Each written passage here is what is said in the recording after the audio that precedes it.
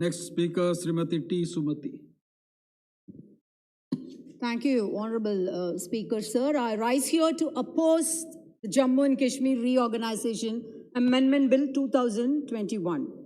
Sir, at the outset, I would like to express to this august House that I am deeply grieved and pained when I heard the Prime Minister, our Honorable Prime Minister, coining a term Andolan Jeevis in the context of a farmer's protests.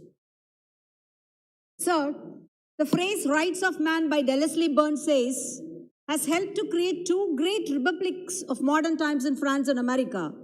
But our Honorable Prime Minister has derogatively chosen another term, Andolan Jeevi, when it is the basic rights of a farmer brother and sister to protest and to show their resistance. So coming to the discussion on the bill, again, this has given me an opportunity to reminisce about an old term.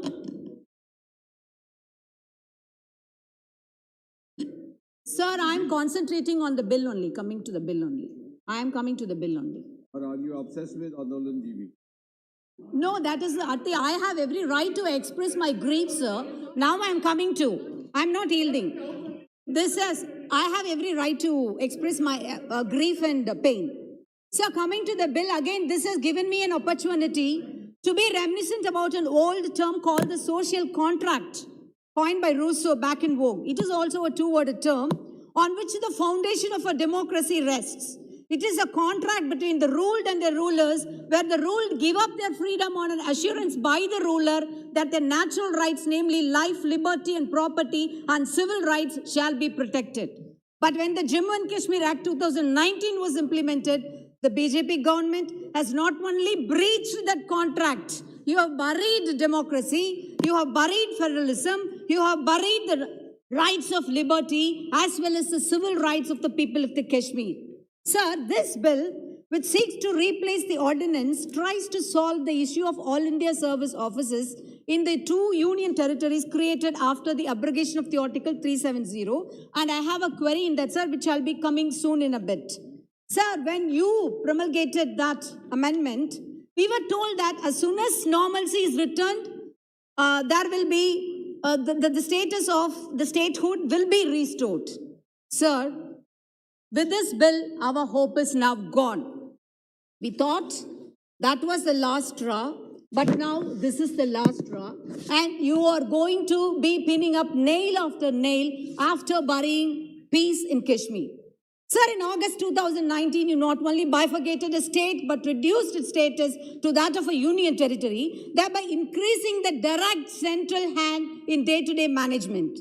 Sir, I am reminded of the famous opening lines of Charles Dickens' Tale of Two Cities, which said, this is the best of times and this is the worst of times. I would say this is the worst of times that India has ever witnessed in her pages of history. The BJP government has imposed all the draconian laws. You have imposed CAA, you have imposed NRC, and now the draconian anti-farmer laws, which were hanging like a Damocles sword above your head, and I'm sure definitely you will have repercussions in the forthcoming elections. Sir, I would like to quote a great Thiruvalluvar who said, Kudi thaliyi kol ochum manila mannan adi thaliyi nirkum ulagu. Meaning, a king who would respect its subjects' opinion and the rule for their benefits will not only be respected but also be loved by people. Sir, I am coming to the bill.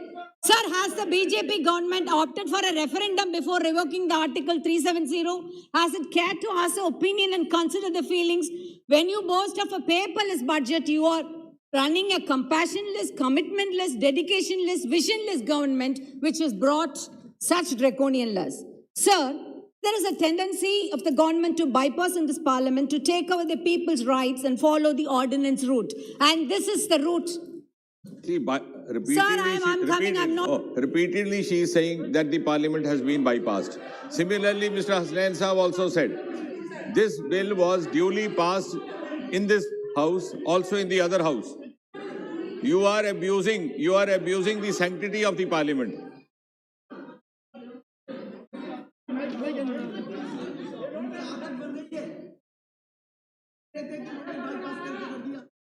Yielding. Sir, Sir, the DMK has always withstood on its principles Allow of her to federalism and democracy, sir. Allow her to Sir, speak, our Mr. leader, Balu. great Anna, has evoked. Mr. Balu, We allow have a her to federal speak. structure. That is why the framers of the speaking. constitution wanted a federal structure and not a unitary structure. I'm quoting our great leader Anna. Because many political philosophers have pointed out, India is so vast, in fact, that it has been described as a subcontinent. The mental health is so varied, the traditions so different, the history so varied, that there cannot be a steel-framed unitary structure here, unquote. Sir, by reducing the stature of J&K from a state into union territory, you have not only failed to bring administration closer to people, but rendered a serious blow to our freedom. Sir, coming to the bill, sir, I have a query in that bill, I said.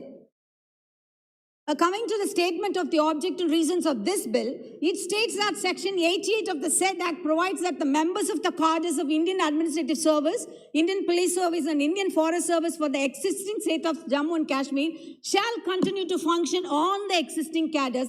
There is a huge deficiency of the officers of all India services in the Union Territory of Jammu and Kashmir. Sir, I am maybe forgiven for my ignorance, but I would like to get a clear explanation of this phrase, huge deficiency.